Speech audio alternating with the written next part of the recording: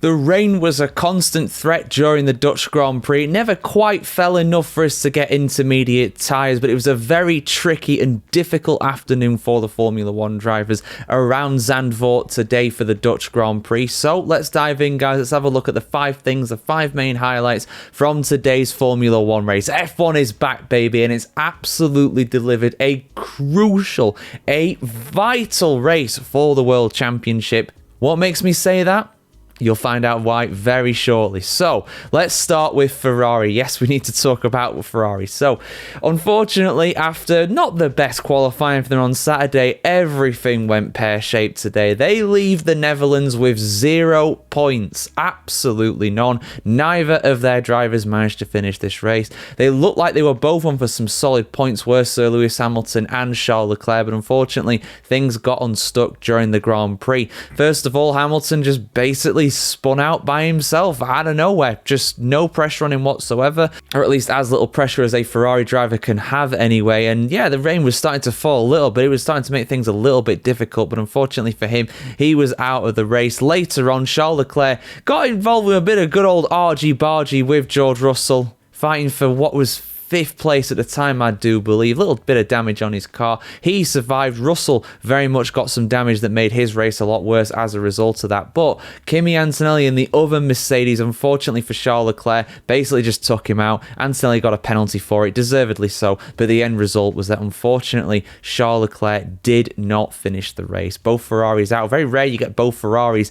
not scoring. Even rarer you get them both retiring during a Grand Prix. So yeah, unfortunately for them, a really bad day. A very mixed day in the end for Lando Norris and Oscar Piastri at the McLaren team. It was looking as though they were going to get that fabled 5th 1-2 finish in a row and get that record, joint record I should say, in Formula 1. McLaren have never managed that before, and it was one of the records I identified in my McLaren breaking records in 2025 video. Unfortunately though, they didn't get the 1-2 because Lando Norris, no fault of his own, he was in P2. He held P2 for pretty much the entire race. He lost it off the start against Max Verstappen, but overtook him later in the race. They were running flying formation pretty much. No one could touch him during this Grand Prix.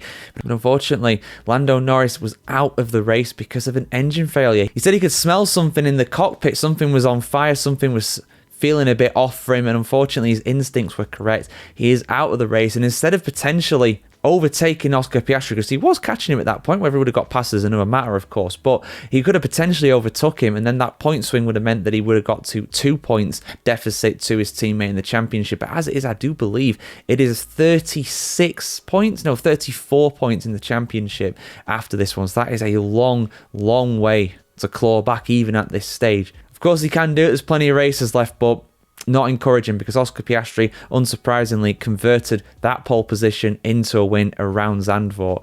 Max Verstappen with Red Bull, though, he did everything he could today to try and get the victory. He did the alternate strategy at the start, started on the soft tyres. He was running soft tyres. Even at the end, when the McLaren's running the hard tyres, just in a bit to try and overtake them and just try and hold on to it, but nothing worked for him, unfortunately. He got P2. That was the best that he could do today. He did a really good job today to Verstappen. He made things as awkward as he could for the McLarens, but in the end, his car was not quite on their level.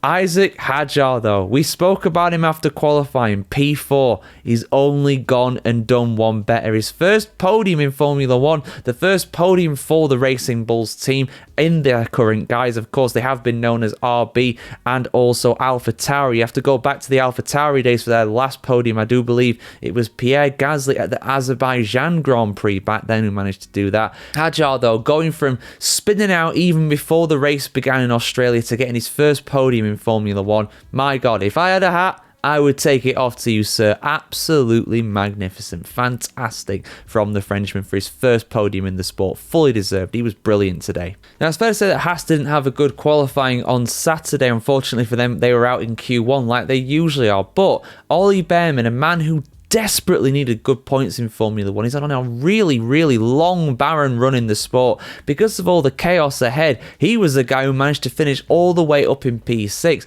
He crossed the line in 7th place, but of course, a penalty, multiple penalties I should say, to Andrea Kimi Antonelli meant that the Mercedes man dropped down from P6.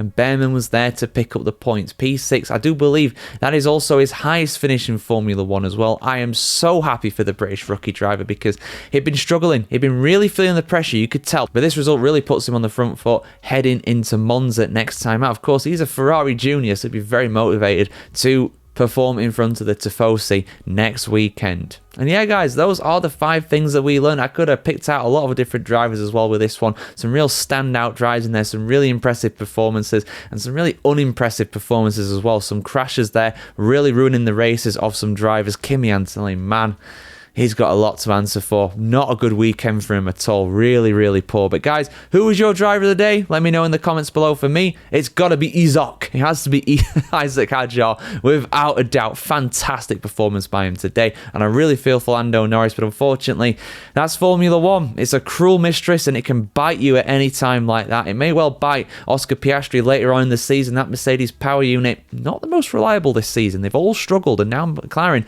finally having a mechanical retirement from that. Really, really rare that happened, but it happens today. Really rare that happens, but it happened today. Like, share, comment, subscribe, guys, if you want to see more. This is a fantastic day wherever you are in the world today, and we'll see you very soon.